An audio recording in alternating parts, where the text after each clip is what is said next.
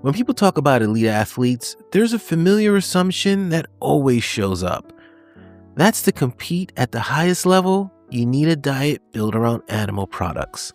More meat, more protein, more power. But when you actually look at the athletes winning championships, breaking records, and extending their careers, that assumption starts to fall apart. Today, we're talking about something simple but powerful. Some of the top athletes on the planet compete at championship levels while eating plant-based or mostly plant-based diets. Not as a trend, not as a statement, but as a performance strategy. Let's start in Formula One. Lewis Hamilton is one of the most successful drivers in the history of the sport. Multiple world championships, extreme physical and mental demands. Formula One drivers experience intense G-forces, extreme heat, and sustained stress for hours at a time. Hamilton adopted a fully plant-based diet years into his career.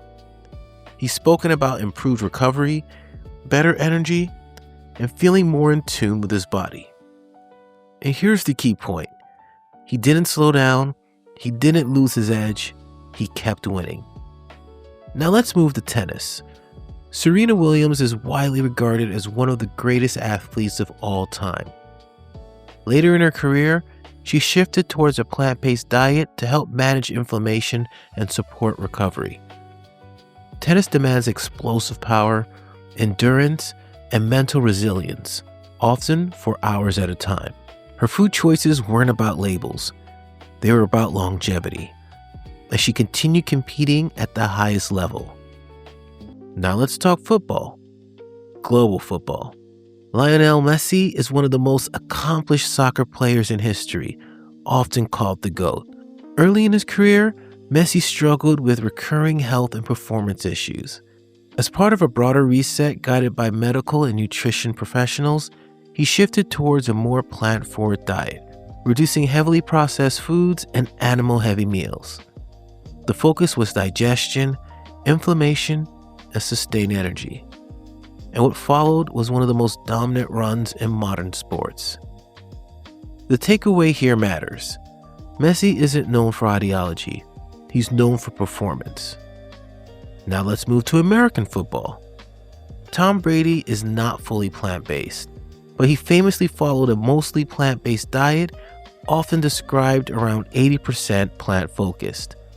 His emphasis was on vegetables, fruits, whole foods, and minimizing foods linked to inflammation. The goal was recovery, longevity, consistency, and the results speak for themselves. 7 Super Bowl championships, one of the longest careers in NFL history, elite performance well into his 40s. Brady's approach highlights something important. You don't have to be fully plant-based to benefit from eating more plants. For many athletes, plant-forward eating becomes a competitive advantage. Now let's shift to endurance sports. Scott Jurek is one of the most accomplished ultra runners in history. Ultra running is about sustained energy, digestion, and recovery across extreme distances. Jurek has been plant-based for most of his career, and he didn't just compete, he dominated. In combat sports, where strength and power are often questioned, athletes like Nate Diaz have spoken openly about following plant-based or mostly plant-based diets during training and competition. This is a sport built on explosiveness, endurance, and resilience. Once again, performance didn't suffer. So what ties all these athletes together? It's not ideology, it's experimentation. Elite athletes constantly test what works for their bodies. They track recovery time, they monitor inflammation, they pay attention to digestion, sleep, and energy levels. And for many of them, eating more plants became part of that toolkit. It's important to be clear. Not every athlete is fully vegan. Not every plant-based athlete eats the same way. Some are fully plant-based, some are mostly plant-based, some adjust seasonally. What matters is the myth being challenged. You don't need a diet centered on animals to build muscle, sustain endurance, recover effectively, or compete at championship levels. The proof is already there, on the track, on the court, on the field, and on the pitch. This isn't about telling everyone to eat the same way. It's about expanding what people believe is possible.